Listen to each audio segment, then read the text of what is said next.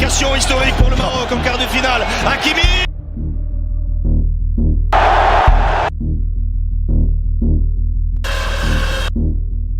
Vahid Halilovic et le Maroc, c'est désormais terminé. La fédération marocaine a officialisé son départ ce jeudi, à 3 mois de la Coupe du Monde au Qatar. Le motif, une brouille entre le coach et Hakim Ziyech, écarté du groupe, mais dont le président de la fédération souhaite le retour. Walid Regragui, récent vainqueur de la Ligue des champions africaine avec Casablanca, devrait lui succéder. Mais là, il ne peut pas préparer une équipe. Il va avoir 2 matchs amicaux, une semaine de préparation parce que c'est une Coupe du Monde sans réellement de préparation. Ça va être surtout du management, j'imagine. Donc, c'est un vrai défi qui attend Walid Regragui.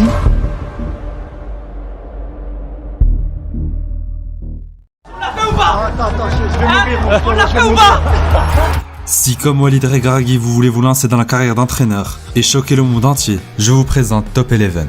Top Eleven est un jeu 100% gratuit, disponible sur Apple Store, Google Play, Huawei, Microsoft Store et sur tous les navigateurs web. Sur le jeu, vous enfilerez le costume de manager et guiderez votre club de A à Z. De la signature de vos joueurs à la création de votre propre stade, c'est vous le patron. C'est votre histoire. I am José Mourinho. En cette période de fête, Top Eleven propose une multitude de cadeaux et de surprises en fonction de vos performances. Alors si vous aimez les challenges, défiez vos proches et vos amis et remportez les 4 compétitions possibles. Le jeu a déjà été téléchargé par 260 millions de personnes et les retours sont très positifs. Encore une fois, c'est totalement gratuit et disponible dans toutes les langues. Alors un conseil, ne tardez pas. Cliquez sur le lien dans la description et lancez-vous dans le bain.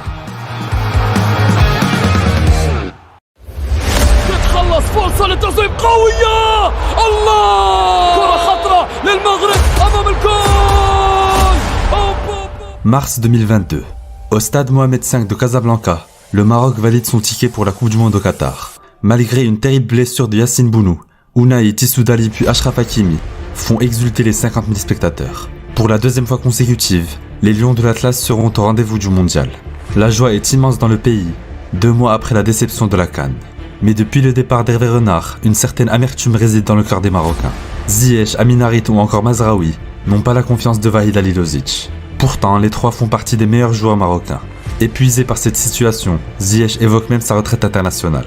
I understand them, but I will not return to the national team. Final decision? Yes, my final decision. Pour les attaquants, Hakim Ziyech, Chelsea. La communication بينه وأنا كانت claire. شرحت له ملي احنا بغينا les meilleurs joueurs, هو il fait partie des meilleurs joueurs. Quelques mois plus tard, quand Regragui prend les commandes, le malaise disparaît. Ziyech, Mazraoui et Harit sont tous là, mais le plus important est ailleurs. Contrairement à son prédécesseur, la communication de Walid est très claire et appelle au rassemblement du peuple. Mais en tout cas, on va tout faire pour passer le premier tour. Et je suis persuadé qu'au Qatar, on jouera comme si on jouait à domicile. Donc ça aussi, ça va être, je pense, quelque chose qui va beaucoup nous aider. Puis on a des supporters qui sont très chauds. Donc voilà, la ferveur populaire, ça joue. Un seul objectif, montrer le meilleur visage possible au Qatar. Dès la phase de préparation, le Maroc annonce la couleur.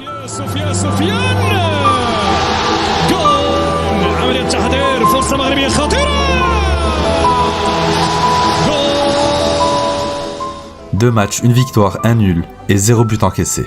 Une défense solide, un style de jeu séduisant porté par un excellent Sofiane Bouffal. Le Maroc est convaincant. L'optimisme renaît chez les supporters. مزيان والركراكي احسن من خليلوزيتش والحمد لله عندنا دابا دراري الشباب اللي عندنا واحد الامال دابا في كاس العالم.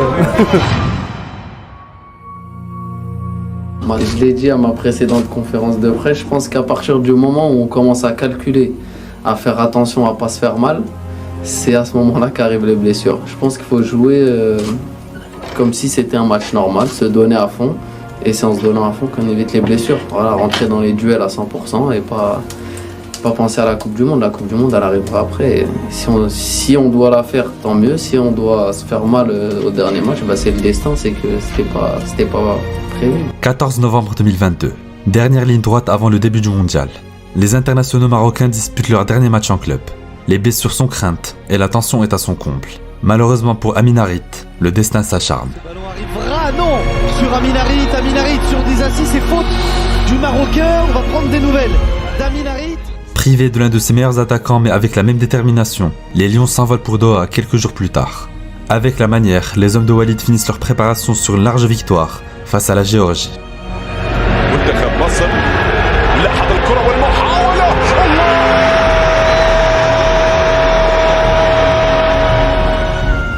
Les choses sérieuses peuvent commencer.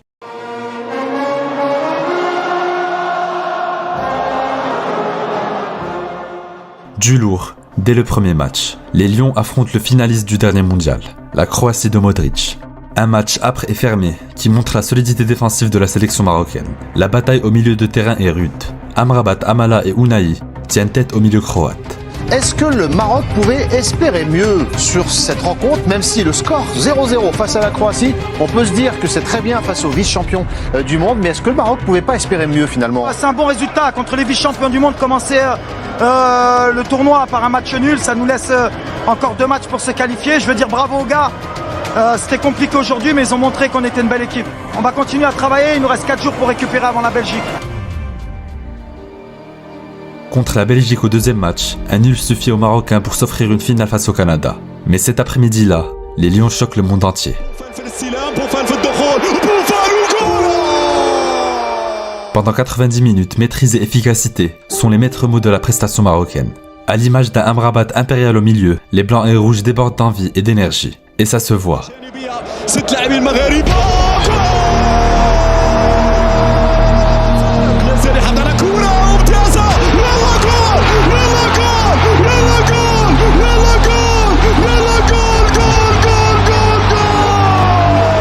On voulait se qualifier aujourd'hui, on est tombé sur une très belle équipe du Maroc. Ils ont fait un gros match, voilà, félicitations à eux.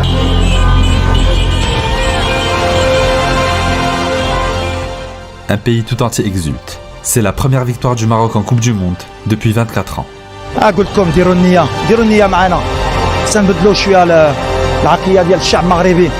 الكرة سي l'efficacité ديما كنقولها.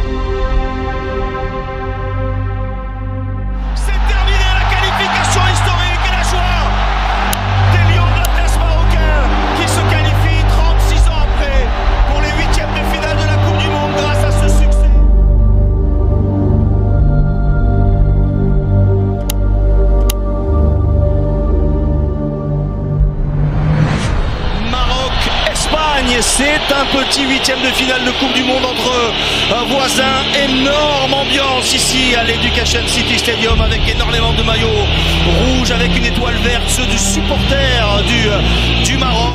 Me ha sorprendido gratamente el número 8, no me acuerdo cuál es el nombre, lo siento. Madre mía, ¿de dónde sale ese muchacho? Juega muy bien, me ha sorprendido. Azzedine Ounahi, 21 ans.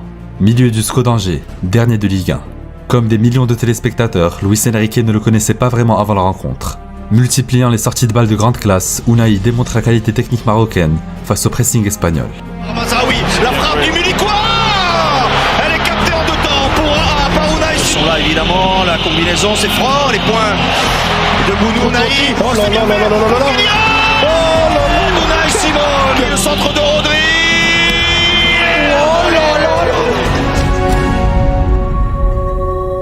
Tu vas me prendre pour un fou, mais vraiment. Mais je pense que si on passe les poules, et on va passer les poules, Inch'Allah, on va aller en quart de finale, on va être la surprise. On va faire, tu vois, tu te rappelles s'ils ont fait le Ghana en 2010 ? Ouais. On va faire comment ?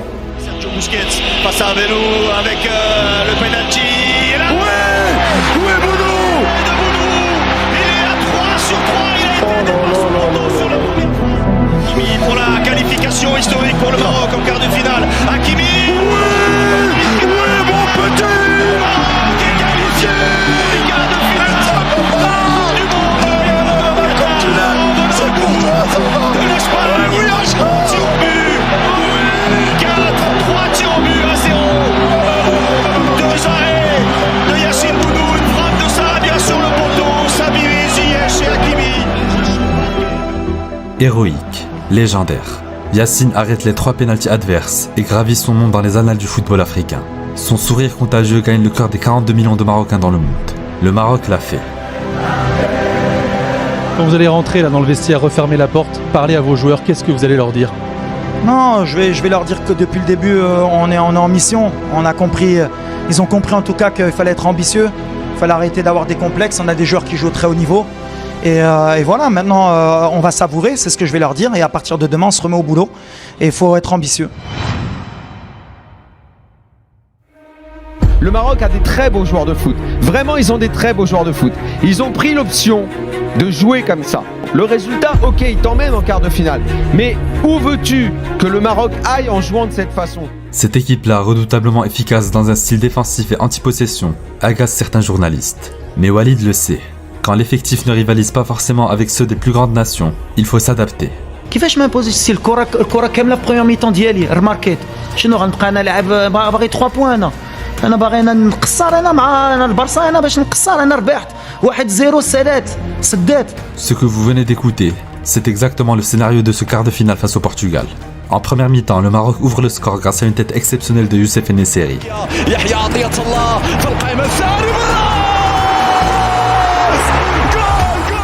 1-0 pour les Lions de l'Atlas. Après la pause, malgré l'assaut des Portugais, le mur marocain reste infaillible.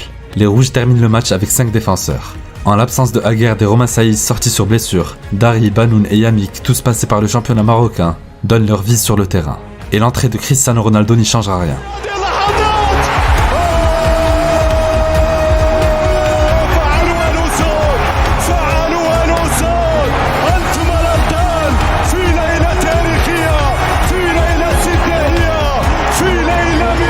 C'est incroyable, on est en demi-finale de la Coupe du Monde, demi-finale de la Coupe du Monde.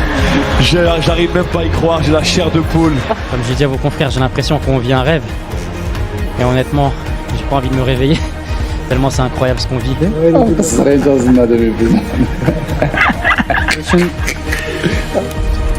Du Maroc, qui est devenu il y a quelques minutes la toute première nation africaine à se qualifier en demi-finale de Coupe du Monde.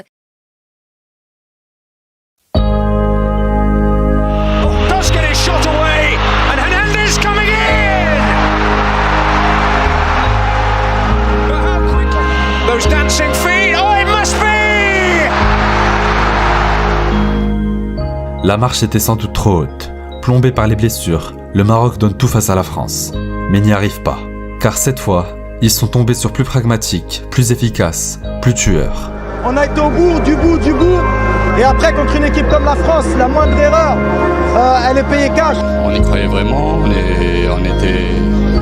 on avait vraiment envie d'aller jouer cette finale. Mais bon, voilà, le football, c'est comme ça. Mais ce qu'on retiendra avant tout, c'est un parcours inoubliable. Un coach arrivé en pompier de service, des révélations, des émotions, une famille. Au Maroc, jamais le football n'a été aussi fédérateur. Ce n'est que du sport, diraient certains. Mais pour le peuple, c'était devenu tout le reste. J'ai envie de dire une chose, vive l'Afrique, au Dima Maghreb.